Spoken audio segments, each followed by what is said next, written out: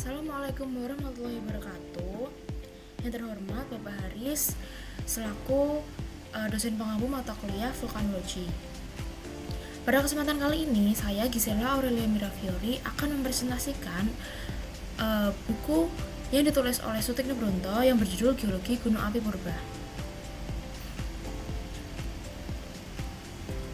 Nah, di buku ini pada latar belakang yang pertama menuliskan bahwa Indonesia memiliki atau mempunyai banyak gunung api.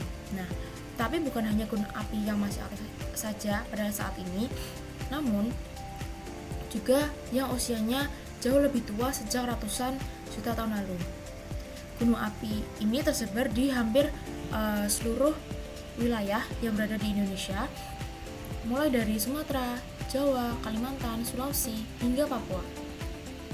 Nah, salah satu yang terkenal adalah Old Andesite Formation, yaitu batuan gunung api berumur tersier yang jumlahnya sangat berlimpah. Nah, hal ini menunjukkan bahwa sejarah aktivitas gunung api di Indonesia itu sudah berlangsung sangat panjang dan berperan besar dalam membentuk kondisi geologi kita pada saat ini. Untuk permasalahan yang dikaji, walaupun gunung api di Indonesia ini banyak dan berpotensi gitu. Nah, jadi banyak sekali penelitian yang ada itu masih sangat terbatas. Nah, sebagian besar penelitian lebih fokus pada gunung api aktif untuk mitigasi bencana, dan sementara penelitian yang mengaitkan dengan pemanfaatan sumber daya mineral dan energi itu dari gunung-gunung api masih sangat jarang dilakukan. Nah, lembaga pendidikannya pun belum banyak yang secara khusus meneliti tentang gunung api berumur tersier atau yang lebih tua. Nah, akibatnya pemahaman kita tentang potensi geologi dan sumber daya dari gunung api tua juga masih kurang berkembang.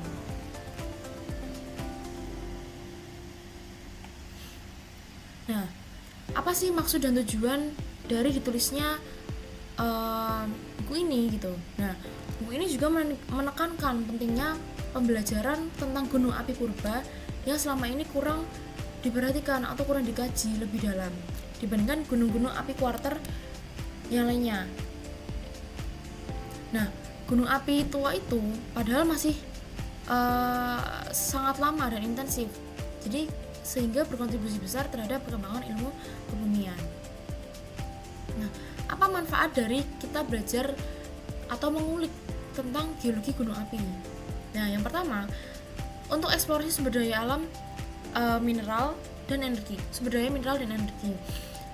Lalu juga untuk pengelolaan lingkungan serta mitigasi bencana geologi seperti gempa bumi, letusan, tanah longsor, tsunami hingga gunung api lumpur atau mud volcano. Nah, dari kita bisa memahami geologi gunung api sesuai kondisi di Indonesia, para ahli pun diharapkan dapat menjadi agen perubahan atau agent of change dalam pengembangan metode pembelajaran, eksplorasi sumber daya, pengelolaan lingkungan, dan mitigasi bencana. Nah, di pokok bahasan aspek pengertian dasar ini kita bagi menjadi 7 bahasan lebih dalam. Yang pertama yaitu definisi gunung api sendiri. Nah, ilmu gunung api atau yang biasa disebut vulkanologi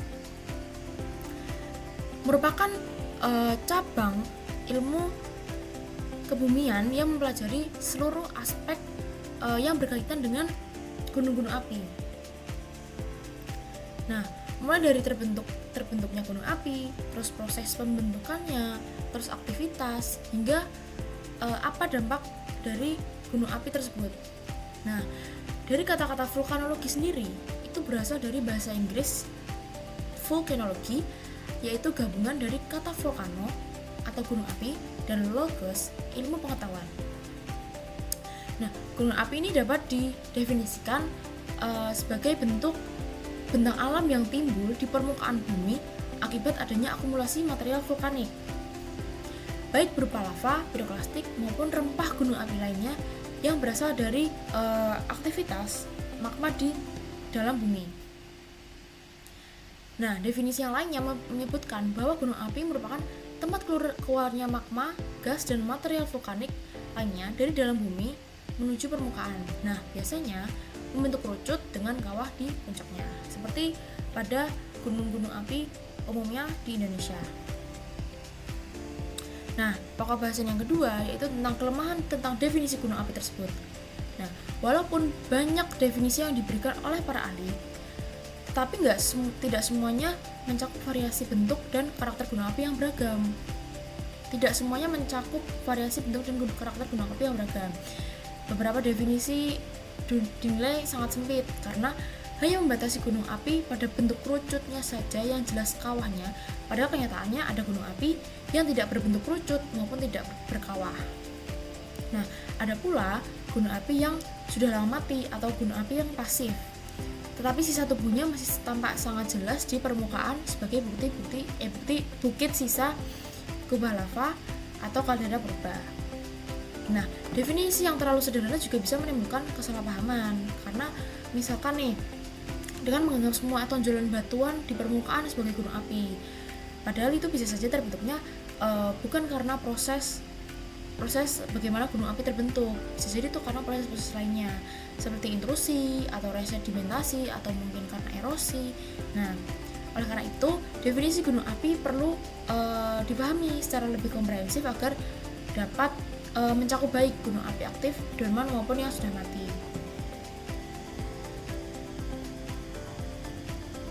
Nah, pokok bahasan ketiga yaitu pengertian internasional tentang gunung api. Nah, dalam lingkup internasional, asosiasi ilmiah seperti International Association of Volcanology and Chemistry of the Earth's Interior atau IAVCI mendefinisikan bahwa gunung api dan aktivitas vulkaniknya secara lebih luas. Nah, vulkanismenya dapat dipahami sebagai semua proses yang berkaitan dengan keluarnya magma dari dalam bumi hingga ke permukaan dalam berbagai bentuk dan produk. Nah, aktivitas tersebut tidak hanya mencakup letusan eksplosif atau efusif, tapi juga fenomena lain seperti mata air panas, gas vulkanik, terus deformasi tanah dan gempa vulkanik. Nah, prinsip dalam kajian vulkanologi meliputi 3 hal utama. Yang pertama yaitu deskriptif atau pencatatan fenomena, interpretatif atau pemahaman proses, dan humanistik upaya mitigasi dan pemanfaatan. Nah, pendekatan ini membuat ilmu vulkanologi tidak hanya fokus pada aspek ilmiah, melainkan juga pada keselamatan manusia, mengurangi risiko bencana, dan pemanfaatan energi serta sumber daya yang dihasilkan gunung api. Nah, pokok bahasan yang keempat yaitu klasifikasi aktivitas gunung api.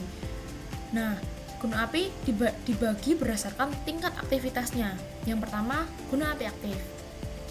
Maksudnya apa gunung api aktif itu? Jadi gunung api aktif itu merupakan yaitu gunung api yang masih menunjukkan aktivitas magmatik, baik berupa letusan, keluarnya gas, fumarola maupun tanda-tanda lain yang bisa diamati dengan instrumen geofisika dan geokimia. Nah, yang kedua, terdapat gunung api dorman atau gunung api yang beristirahat atau tidak meletus untuk waktu yang sangat lama. Nah, walaupun gunung api dorman ini itu tidak meletus secara lama, tapi masih memiliki potensi untuk aktif kembali gitu. Jadi nggak selalu dia beristirahat terus menerus gitu. Mungkin suatu saat dia akan muncul sebagai gunung api aktif kembali gitu. Nah, soalnya banyak banget gunung api yang dianggap mati, tapi ternyata setelah ribuan tahun itu bisa meletus kembali gitu. Nah, yang ketiga itu ada gunung api mati atau gunung api yang sudah tidak aktif. Gunung api yang sudah tidak menunjukkan aktivitas magmatis dan umumnya tidak berpotensi meletus lagi. Nah, tapi penentuan status ini tidak mudah. Nggak semena-mena hanya menentukan ini gunung api mati gitu. Karena sejarah geologi menunjukkan adanya gunung api yang kembali aktif setelah periode durasi yang sangat panjang.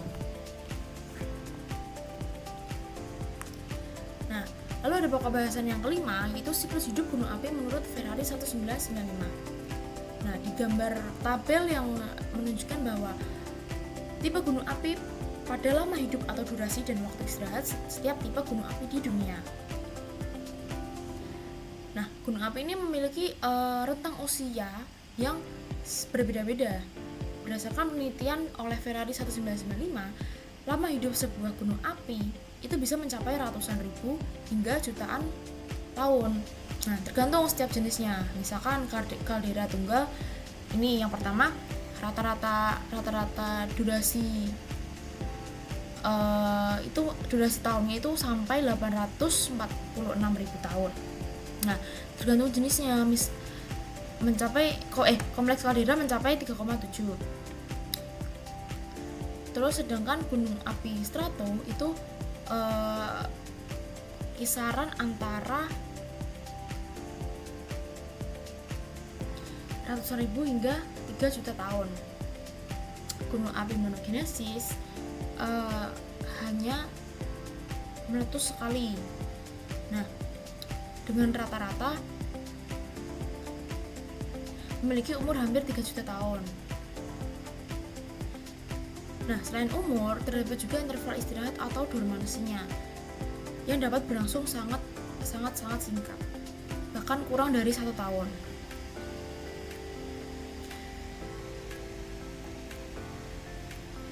Lanjut, yang keenam itu ada tanda-tanda gunung api aktif menurut Newell dan Zurisin 1988.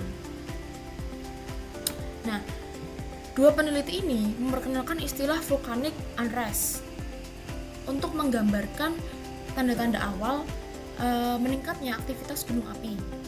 Gejalanya biasanya ditandai oleh peningkatan aktivitas seismik, deformasi permukaan, perubahan fumarola dan keluarnya gas baru, serta adanya gejala kimia dan fisika yang tidak biasa.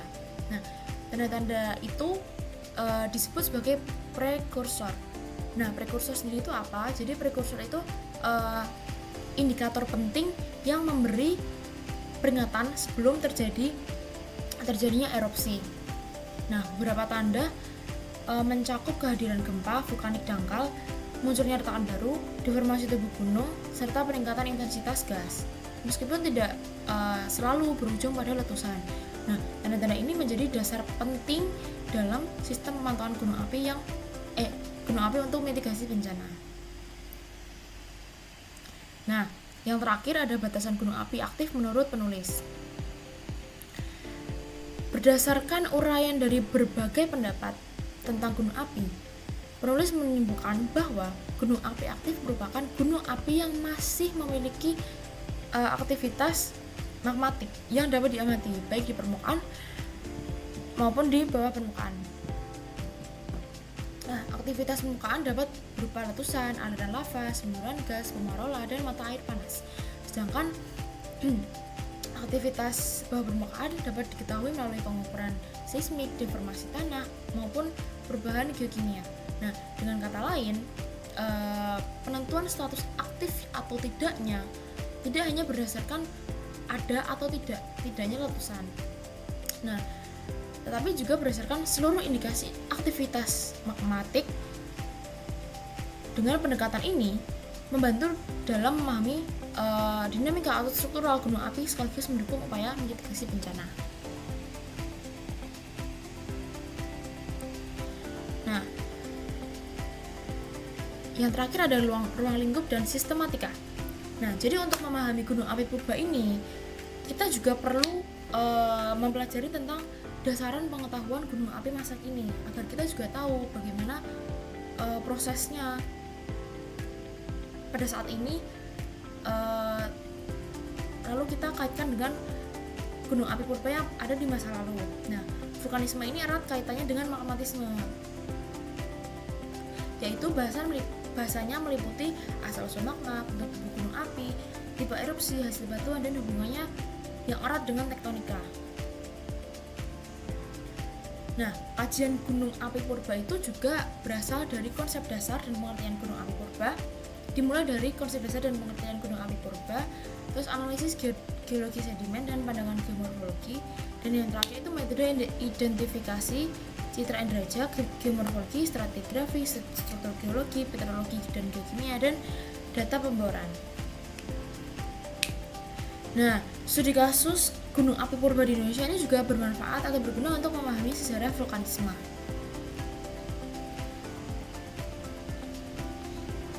Oke, sekian presentasi yang sudah saya sampaikan. Semoga dapat bermanfaat. Wassalamualaikum warahmatullahi wabarakatuh.